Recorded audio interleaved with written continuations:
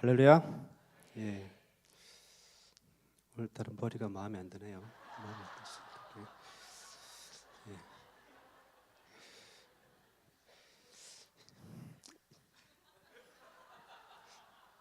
예. 오늘은 전도 선포주일입니다. 그죠? 예. 전도 말 그대로 도를 전하는 거죠. 길을 가다 보면은 도를 아십니까 하는 사람들 만나본 적 있죠. 그죠? 예. 그 도가 아니라 우리가 전하는 도는 뭡니까? 구원의 길, 천국 복음을 전하는 것, 그게 바로 전도입니다. 복음 누구에게나 필요한 거지 않습니까? 이 세상에 복음이 필요하지 않은 사람이 있나요? 아무도 없습니다. 남녀노소 누구나 이 복음은 필요하고 이 복음을 믿어야 되는 거예요. 오늘 여기 많은 어린이들, 또 학생들, 청년들, 우리 또 어른들 다 모여 있는데, 자, 여기에서 복음이 필요 없다, 나는 복음이 필요 없다, 손 한번 들어보십시오. 예. 나는 복음이 필요 없다. 아무도 없죠. 자, 그렇다면은 지금 여기 계신 모든 사람들이 복음에 대한 오늘 이 설교를 잘 들어야 될까요? 잘 안 들어야 될까요? 잘 들으셔야 됩니다. 이런 복음이 뭡니까? 뭐가 복음이죠? 우리가 굉장히 흔하게 듣고 가장 많이 말하는 단어 가운데 하나가 바로 이 복음이에요. 자, 근데 막상 복음이 뭐냐 물으면요, 사람들이 대답을 잘 못한다니까요. 이 복음이 너무너무 중요하고 이 복음이 너무너무 귀하다는 것, 그건 아는데 정작 그 복음이 뭐냐, 이 복음에 대해서 한번 설명해 봐라 그러면요, 잘 몰라요. 참 아이러니하죠. 아니, 뭔지는 아는데 목사님 설명을 잘 못하겠어요. 그냥 설명을 못하는 건요, 모르는 거예요. 그거는 복음이 뭡니까? 우리가 귀에 딱지가 앉을 정도로 듣는 이 복음, 이게 뭐지? 이 복음이 뭐죠? 영어로는 굿뉴스 혹은 가스펠이라고 부릅니다. 굿뉴스 뭡니까? 좋은 소식이죠. 기쁜 소식입니다. 가스펠, 하나님 뜻하는 갓, 그리고 쓴다는 뜻의 스펠이 합쳐져 가지고 하나님의 이야기라는 뜻입니다. 자, 복음은 뭡니까? 좋은 소식이고 하나님의 이야기예요. 자, 그렇다면은 하나님의 이야기 중 어떤 사건이 가장 좋은 소식일까요? 바울은 오늘 로마서에서 바로 그걸 얘기하고 있습니다. 자, 우리 로마서, 우리 오늘 읽은 본문은 아닌데요, 1장 2절 한번 봐볼까요, 여러분? 자, 1장 2절 말씀 우리 함께 한번 읽어보겠습니다. 시작. 이 복음은 하나님의 선지자들을 통하여 그의 아들에 관하여 성경에 미리 약속하신 것이라. 자, 이 복음은 뭐라고요? 하나님의 아들에 대한 약속이래요. 자, 3절 보겠습니다. 3절 한번 읽어보실까요? 시작. 그의 아들에 관하여 말하면 육신으로는 다윗의 혈통에서 나셨고. 자, 복음은 뭐다? 복음은 하나님의 아들에 관한 것인데 이 하나님의 아들은 어디에서 나셨다고요? 다윗의 혈통에서 났답니다. 자, 4절 한번 보겠습니다. 4절 말씀 한번 읽어볼까요? 시작. 성결의 영으로는 죽은 자들 가운데서 부활하사 능력의 하나님의 아들로 선포되셨으니 곧 우리 주 예수 그리스도시니라. 아멘. 자, 복음은 뭡니까? 복음은 아들에 관한 건데 그 아들은 다윗의 혈통으로 나셨고 또한 부활의 능력으로 하나님의 아들로 선포되셨는데 그분이 누구시다? 주 예수 그리스도시다. 다시 말해서 복음은 뭡니까? 복음은 우리 주 예수 그리스도가 복음이라는 거예요.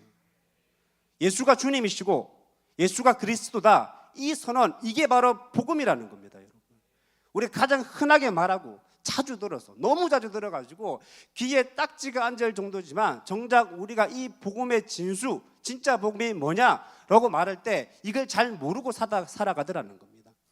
복음이 뭡니까? 복음이 뭐라고요? 예수가 주님이시라는 선포입니다. 예수님이 내 인생의 주인이시라는 선포, 믿음, 그게 복음이라고요.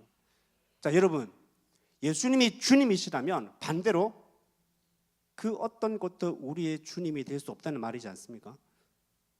예수님은 너희가 두 주인을 섬길 수 없다 이렇게 하셨어요. 만약에 우리 주님이 다른 것이 우리의 주님이 된다면 그건 가짜인 거예요. 그건 짝퉁이라고요. 우리가 어떤 존재를 향해서 주님이라고 딱 선언하는 것은 그 존재가, 우리가 주님이라고 선언하는 그 존재가 가장 최우선 순위라는 뜻입니다. 다른 것 다 제쳐두고 가장 먼저 생각나는 것, 가장 먼저 행동하는 것, 가장 먼저 판단하는 것, 그것이 바로 우리의 주님, 최고의 가치가 된다는 그런 뜻이란 말이에요. 여러분 지난 한 주간 한번 돌아보십시오. 여러분의 삶을 한번 돌아보세요. 어떤 일이 생겼고 어떤 사건이 일어났을 때 다른 거 다 제쳐두고 가장 먼저 떠올랐던 게 뭡니까? 그게 예수님이어야 한다고요. 여러분이 가장 먼저 한 행동이 뭐였습니까? 그게 기도와 말씀이어야 한다고요.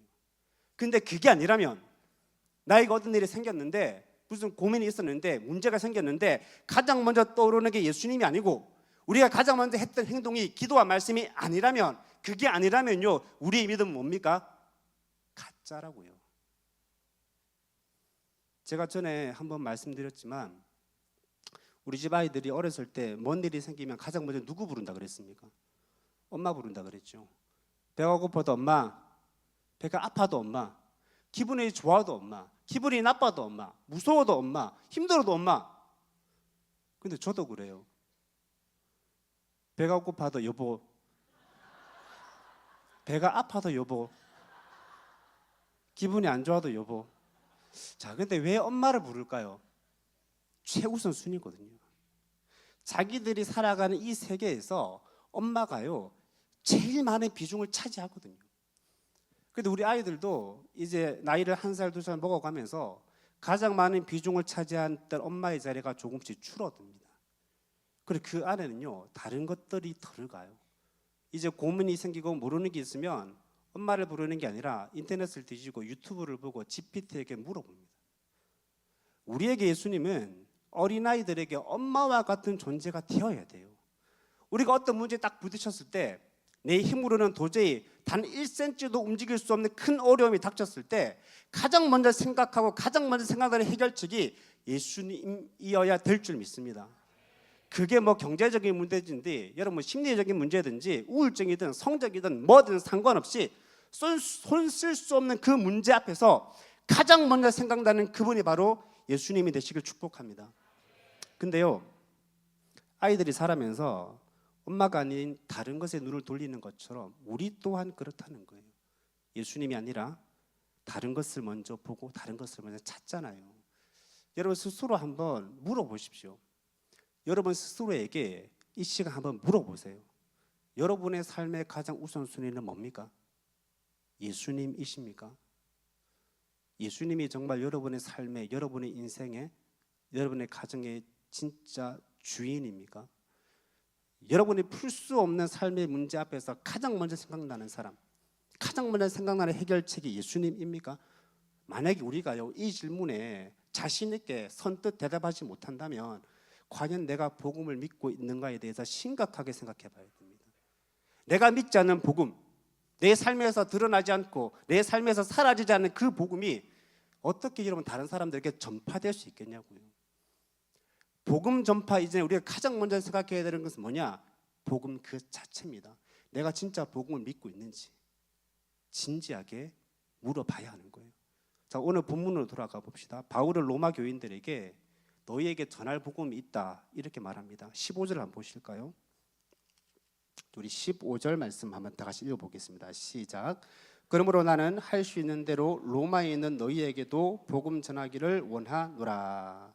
자, 바울이 지금 뭘 원한다 그러고 있습니까? 로마에 있는 너희들에게. 자, 이 로마서 바울이 이 편지를 받고 있는 사람들이 누굽니까? 불신자들입니까? 아니면 로마에서 예수를 믿는 교인들입니까? 누가 이걸 받고 있어요? 누가 이 편지를 받고 있습니까? 로마에 사는 교인들이란 말이에요. 성도가 이 편지를 받고 있습니다. 근데 바울은 뭐라고 얘기합니까? 너희에게 복음 전하기를 원한다라고 말하고 있습니다. 너희에게. 아니 교회도 잘 다니고 예배도 잘 드리고 신앙생활도 잘 하고 있는 성도들인데 왜 바울은 로마 교인들에게 전할 복음이 있다 이렇게 말할까요?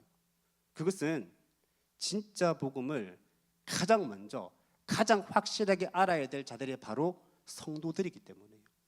그러니까 정작 복음을 제대로 알고 있어야 하는 건 교회 안에 있는 성도라는 거예요. 물론 복음 모든 사람들이 다 알아야죠. 모든 사람들에게 다 전해져야 되겠지만 지금 당장 복음이 가장 시급하게 필요한 사람들은 교회 밖에 있는 저 사람들이 아니라 바로 누구라고요? 나 자신이라고요. 교회 안에 있는 바로 내가, 너희가 복음을 가장 먼저 알아야 된다. 바울은 이렇게 말하고 있습니다. 왜 그렇습니까? 복음에 능력이 있거든요. 자, 16절 말씀 보겠습니다. 16절 앞부분만 한번 볼까요? 앞부분만 보시면은 내가 복음을 부끄러워하지 아니하노니 이 복음은 모든 믿는 자에게 구원을 주시는 하나님의 능력이 됨이라. 복음은 뭐라고요? 하나님의 능력. 하나님의 능력이 복음입니다. 여기서 능력으로 번역된 헬라어가 디나미스라고 되어 있어요. 자, 이 디나미스라는 헬라어에서 나온 단어가 바로 다이나마이트라는 말입니다. 다이나마이트 뭡니까? 놀라운 폭발력으로 주변을 초토화시키는 폭탄이잖아요. 복음은 뭐라고요? 폭탄이라는 겁니다. 우리가 복음을 진짜 믿는다면, 예수를 나의 주님이시오, 나의 구원자라 확신한다면 그 사람의 삶에는 다이너마이트, 폭탄이 터지는 놀라운 변화가 일어난다는 거예요. 자기만 변합니까? 아니요. 폭탄이 터지면 어떻게 돼요? 내 주변까지 다 같이 변화되는 겁니다. 그게 뭐예요? 복음 전파라고요. 얼마 전에 저희 담임 목사님이 설교하시면서 중고등학생들 또는 청년들이 교회 예쁜 누나, 멋있는 오빠들 때문에 교회 나왔다가 예수 믿는 사람들이 많다 그랬는데 제가 바로 그런 사람 중에 한 명입니다. 제가 20살 때 청년의 예쁜 누나가 있었어요. 이름이 미자라고. 이미자는 아닙니다. 미자 누나라고 저보다 2살이 많았어요. 2살이 많았는데 누나가요 천사 같았어요. 얼굴도 예쁘고 믿음도 좋고 착하기는 왜 그렇게 착한지 몰라요. 그 누나 보려고 제가요 한 주도 안 빠지고 예배를 드렸어요. 그 누나가 텍사나 성경 공부할래? 오케이. 텍사나 찬양단 할래? 오케이. 텍사나 우리 수련회 같이 갈까? 오케이. 자, 그렇게 그 누나가 하자는 대로 다 했는데요, 어느 날 갑자기 미자 누나는 시집을 가버렸고, 근데 제 마음에는 이미 미자 누나보다 더 크신 하나님이 차지하고 있더라는 겁니다. 제가 죽기 전에 이 미자 누나를 꼭 만날 수 있으면 꼭 전해주고 싶어요. 내가 누나 때문에 하나님을 만났어. 고마워 누나. 혹시 여러분 주변에 아는 분들 중에 1975년생 경남 거제 출신의 김미자가 있다면 김택산을 아느냐 한번 물어봐 주시면 참 감사하겠습니다. 제가 꼭 그 눈을 만나서 전해주고 싶어서 그래요. 자, 그렇게 제 마음속에 들어온 그 복음이요, 제 안에서 폭발해버리는 거예요. 제 삶을 완전히 뒤집어 갈아엎어버렸어요. 내 안에 이 죄들을 산산조각 내버리고 내가 완전히 하나님의 사람으로 변해서 주변 사람들까지 영향을 받게 되는 것, 그게 뭐라고요? 복음 전파라는 겁니다. 창세기 39장에 보면 우리가 다 아는 사람 요셉이 등장합니다. 자, 요셉이가 형들에게 팔려가지고 애굽의 노예로 가지 않습니까? 보디발, 고위관리 보디발의 집에서 노예로 살게 되잖아요. 근데 그때 이 요셉의 나이가 몇 살이냐? 우리 고등학생들, 청년들 정도 되는 그 나이와 비슷한데 얼마나 억울하겠어요. 저 같으면 억울해가지고 분통 터져가지고 우울증에 걸렸을지도 몰라요. 근데 요셉은요 어떻게 합니까? 정말 열심히 삽니다. 정말 최선을 다해서 자기 주인을 잘 섬겨요. 그런데 요셉은 왜 그렇게 열심히 노력하면서 종살이를 했을까요? 그에게는 비전이 있었거든요. 그에게는 하나님이 주신 진짜 복음, 진짜 기쁜 소식, 하나님이 나와 함께 하신다는 그 복음, 그게 그에게는 있었거든요. 요셉은 자기 인생의 주인을 자기라고 생각하지 않았어요. 요셉의 믿음은 뭡니까? 하나님이 내 인생의 주인이시다. 하나님이 진짜 내 꿈을 이끄신다, 이걸 믿었단 말입니다. 하나님이 내 인생의 주인이라는 그 선언, 하나님이 나의 구원자사라는 그 믿음, 이게 바로 요셉에게는 복음이었어요. 요셉은 그 복음 하나로 성실하게 자기에게 주어진 그 삶을 최선을 다하여 감당했던 겁니다. 그 결과가 뭡니까? 성경에는 이렇게 말합니다. 요셉이 하나님과 동행함으로 하나님이 보디발의 집과 소유의 복을 내리신지라. 요셉이 노력했는데, 요셉이 하나님을 인생의 주인으로 믿었는데, 그 복음을 확신했는데 그 결과가 뭡니까? 요셉의 주변에 있던 보디발이 복을 받았어요. 여러분, 이게 바로 복음 전파입니다. 이게 바로 복음의 능력, dynamis, 다이너마이트라고요. 나로 인해서 다른 이들도 복을 받는 거예요. 나만 복 받는 게 아니라 다른 이들이 함께 복을 받고 나로 인해 다른 이들이 형통과 그 삶이 변하는 것, 그게 바로 복음의 능력, 복음 전파란 말입니다. 그런데 이게 요셉에게만 일어나는 일일까요? 뭐 요셉이 위대한 성경 인물이니까 나는 뭐 요셉과 같은 사람이 아니니까 나하고는 상관없어, 그런 걸까요? 여러분, 그 하나님이 요셉의 하나님만 되시는 겁니까? 아니잖아요. 그 하나님은 지금 여러분과도 함께 하시고 지금 우리의 예배를 받으시고 우리와 함께 하시고 우리에게 은혜를 주시는 분입니다. 여러분도 요셉과 똑같은 일을 할 수 있어요. 요셉이 똑똑한가요? 아니요. 제가 보기에는 여러분들이 더 똑똑합니다. 요셉은요, 컴퓨터 할 줄 몰라요. 세계사도 안 배웠고 지구과학이 뭔지도 몰라요. 아마 영어 알파벳도 모를걸요. 제가 볼 때는 여러분이 요셉보다 훨씬 더 똑똑합니다. 근데 문제는 뭡니까? 우리가 요셉이보다 훨씬 더 똑똑한데 왜 우리에게는 요셉에게 일어났던 그 일이 일어나지 않냐는 겁니다. 여러분이 정말 복음을 믿는지, 정말 예수님이 여러분의 주인이신지 돌아보시길 바랍니다. 복음의 능력, dynamis, 다이너마이트를 여러분의 삶에서 경험하고 있습니까? 여러분의 삶과 여러분의 주변이 폭발하고 있냐는 말입니다. 저는요, 여러분들이 요셉보다 더 위대한 사람이라 확신합니다. 여러분이 얼마나 위대한 사람인지 여러분만 모르고 있어요. 여러분의 삶에는요, 하나님이 뿌리신 씨앗이 있습니다. 여러분 한 명 한 명에게 하나님께서 복음의 씨앗을 뿌려 놓았어요. 이 복음이 뭡니까? 다이너마이트라 그랬잖아요. 근데 내가 그걸 못 믿고 있어요. 우리는요, 우리 자신을 너무 과소평가하고 있다고요.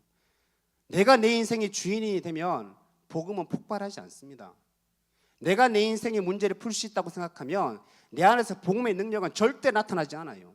진짜 변화는, 진짜 능력은 예수님이 나의 주님이시오 구원자로 믿을 때, 그때 일어나는 줄 믿으시길 바랍니다. 복음은 dynamis, 다이너마이트거든요. 여러분 한 명 한 명의 가슴에 복음이 고스란히 들어가서 폭발해서 여러분의 삶을 송두리째 다 변화시키고 주변 사람들에게 그 영향력을 끼치는 일, 그게 복음의 능력, 그 능력이 지금 여러분에게도 일어날 수 있음을 여러분 믿으시기를 바랍니다. 여러분, 바울이라는 사람이 있잖아요. 이 사람이 예수 믿기 전에는 정말 잘 나가던 사람이에요. 학벌도 좋았고요, 가문도 좋았고요, 누구나 알아주는 율법 선생이었습니다. 바울이 만약에 예수 믿지 않았으면 아마 유대교에 있어서 엄청난 자리까지 올라갔을 겁니다. 근데 그런 그가 어느 날 회심을 하고 예수를 믿게 되었지 않습니까? 사람들이 바울을 죽이려고 암살단을 조직하고 선교를 하는데 돈이 없으니까 자기가 직접 돈을 벌었고, 때로는 감옥에 갇히고 몸에는 온통 매질을 당해서 상처투성이고, 정말 인간적으로 봤을 때는 하나도 볼 것 없는 사람이 되었단 말입니다. 그런데 그런 바울에게 복음이 있으니까 어떻게 됩니까? 사람들이 바울을 보면서 야, 이 사람은 뭐지? 뭔가가 있네. 뭔가 다른 게 있어. 사람들이 느끼는 거예요. 그래서 바울로부터 복음을 믿게 되고 그것이 폭발하면서 주변에 수많은 사람들에게 영향을 끼치고 많은 교회가 세워지고 많은 사람들의 인생이, 삶이 변하게 되는 겁니다. 사랑하는 여러분, 여러분에게 가장 중요한 것은 뭡니까? 내가 먼저 복음을 믿어야 됩니다. 내가 먼저 내 삶의 복음의 폭발을 경험해야 되는 거예요. 그 복음의 다이너마이트가 여러분의 인생을, 여러분의 삶을 더 풍성하게 할 수 있음을 여러분 믿으시길 바랍니다. 제가 아는 전사님 중에 다리를 한쪽 저시는 분이 있어요. 처음에는 사람들이 저분은 왜 다리를 절까? 소아마비에 걸려서 다리를 저는 건 아닐까? 이렇게 생각했어요.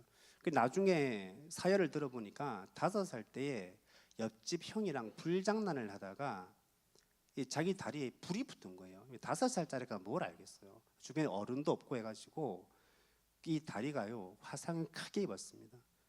이 다리가 발이 없어요. 그냥 없다고 생각하시면 돼요. 럭비 공처럼 이렇게 생겼어요, 발끝이.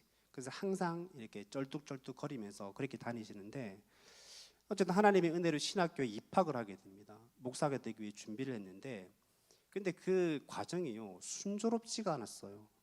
갑자기 이 화상 부위가 급격하게 악화된 겁니다. 수술을 하지 않으면은 남아있는 다리마저 다 잘라야 되는 그런 상황이 이르게 된 거예요. 그래서 급하게 수술을 했습니다. 근데 수술을 하면 회복이 되면 얼마나 좋아요. 근데 수술이 성공하지 못했습니다. 거기에다가 설상가상으로 수술 중에 의료진의 실수로 인해 가지고 신장까지 망가진 거예요. 여러분 아시다시피 신장이 망가지면 뭐 해야 됩니까? 투석해야 되잖아요. 그게 얼마나 힘들죠. 저는 안 해봐서 모릅니다. 근데 주위에 사시는 분들 보면 정말 힘들어하거든요.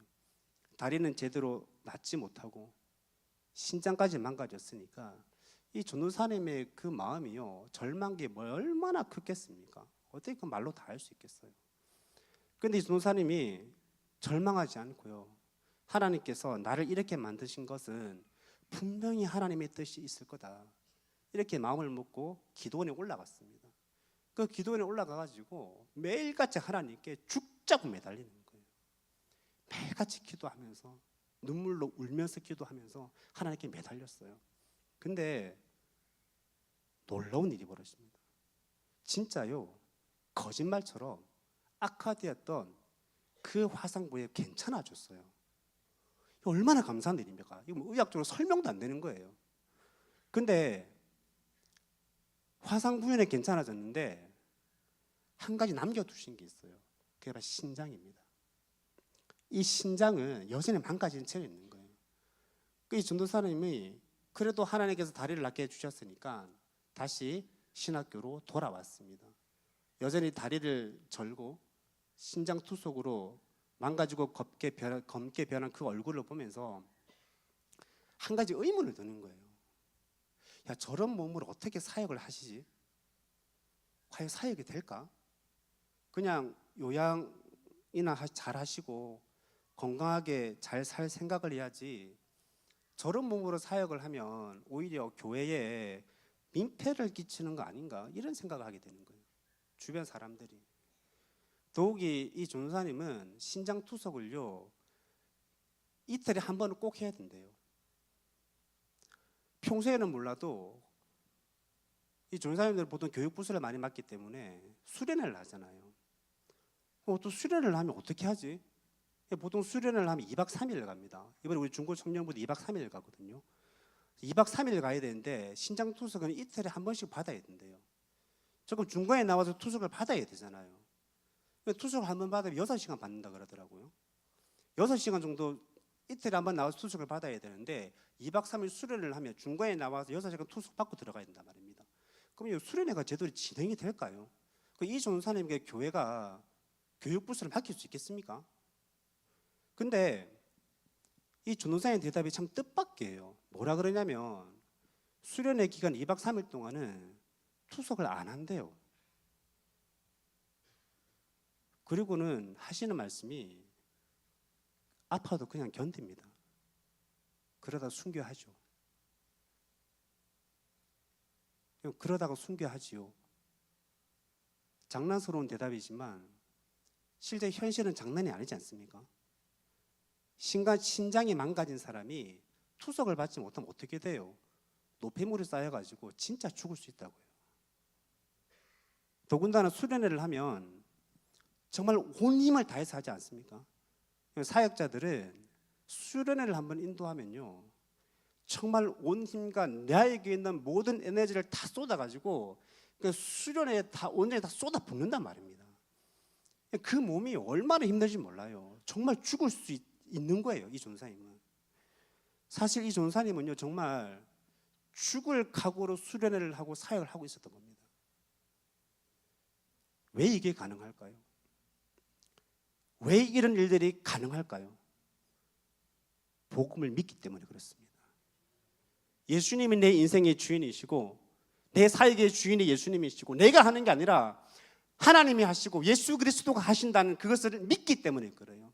내가 하는 모든 일의 최우선순위가 예수 그리스도임을 믿기 때문에 이게 가능한 겁니다. 사랑하는 여러분, 여러분이 다시 한번 묻겠습니다.